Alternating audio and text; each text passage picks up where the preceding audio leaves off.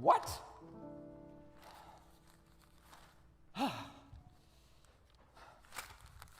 Okay, that's it. I have to move. I can't take it anymore. What? What are you talking about? What's the matter? Are you kidding me? This is what's the matter. This crazy state is the matter. What state? What do you mean, what state? The one we live in, that's what state. Confusion. Very funny. The Golden State, California. Well, what's wrong with California? What's wrong with California? It's only the bluest state in the Union. It's so liberal.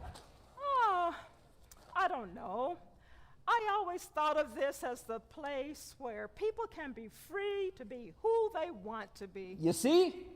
You've been here so long, they brainwashed you.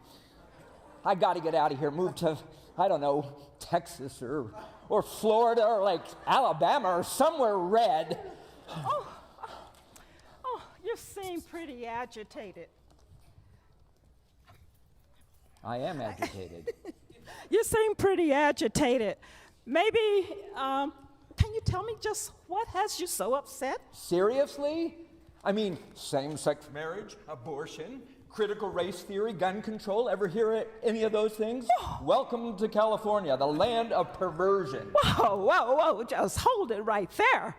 That was a little harsh. I mean, we're supposed to be this Christian nation, but places like California seem to thumb their nose at Christianity. Well, that's just too harsh for now. I don't know about you, but there are some pretty wonderful people living in this state and in this church. I say you find what you're looking for. I mean, this country's gone down the tubes. Whatever happened to the nuclear family? Leave it to Beaver. Donna Reed, father knows best. First of all, those are TV shows, and TV shows are fiction. What? I don't know many families today that could measure up to such a standard. And besides, you're showing your age. Young people today will have no idea what you're talking about. Oh, so now you're going to criticize me because I'm old. Oh, no, sorry, no, not at all. I just think we need to accept and even embrace people who may be different than we are. And that's the whole trouble. There are too many people out there with these liberal ideas, opening up our borders, turning our kids into drag queens, trying to have all these unsavory books in our libraries. I've got to move. That's it. Well, since you brought it up, let's talk about the nuclear family. Right. It's the bedrock of society. Well, just exactly how do you define the nuclear family? Sounds like people living in Los Alamos to me. Very funny. You know what I mean by a nuclear family. It's a father and a mother and their biological children, all living together in harmony under one roof, the way God intended us to live. Heterosexuals. Well, it is true that God created Adam and Eve and put them together in the garden. Right. But you mentioned biological children. Mm-hmm. Did you ever think that at the time there were no other people on the planet, and since God wanted this planet to be populated, of course he started with a man and a woman. How else was he going to get offspring? I rest my case. Well, today, of course, with 8 billion people on this planet, I'm not so sure we still need to worry about populating the earth. What are you trying to say? Well, I'm not so sure that procreation is as urgent as it used to be. So, while the nuclear family remains the ideal for many people, maybe with the de-emphasis of producing kids, maybe some other kind of families would work. I've Got to. got to get out of California, that's it. The truth of the matter is, fully half the people in a heterosexual marriage, those marriages end in divorce. And of people in a heterosexual relationship, 15 to 25% of them admit to being unfaithful to their spouse. So I say that if some other combination other than the traditional heterosexual couple model, if some other combination works, then who am I to argue? You've been brainwashed. Look, I'm not taking sides in this argument. I have no problem with your nuclear family. And I fully support traditional marriage between a man and a woman. It's just that that option doesn't necessarily work in the real world. And if some other combination of family works out, I'm not going to criticize them. I gotta move.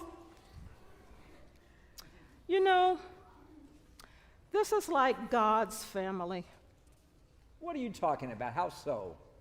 Well, God accepts all kinds of people into his family. People that many of us maybe we would shun or avoid. But think about it. Who did Jesus hang out with when he was here on earth? Aha, I see where you're going with this. He hung out with a bunch of dudes, so therefore... He hung out with the outcasts of society, the poor, prostitutes, even tax collectors. All of them became part of his family, even though the religious people of the time rejected them. Yeah, but that was a long time ago. You know, God does not change. Anyone long ago who was willing to accept Jesus became part of his family. And anyone today who is willing to accept him, they become part of his family now. That includes some people that you're trying to move away from by going to Texas or Florida. You know what? Some of those people live in those states too. God's children can be found everywhere. Come on. God has high standards. He's not going to accept people like, I don't know, transvestites and drug abusers and Democrats. Dude, don't be judgmental. It is not up to you to decide who is or who isn't part of God's family. I think someday when we enter those pearly gates, we're going to be mighty surprised at some of the people we see. The beautiful thing about being in God's family that it doesn't matter about your past. It is your present. I don't know. There's some pretty sick and evil people out there. You know, in a sense, we're all sick and evil. That is why all of us need the grace of God. God's family is a beautiful family because he rescues people from whatever life they have lived before. And he transforms them, transforms us into his children. Is there any better family to belong to? Yeah, but what about my nuclear family? Well, speaking of nuclear, you've heard of nuclear fission.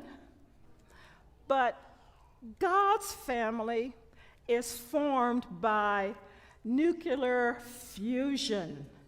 That is, he puts two atoms together to make something new. And that's what he does.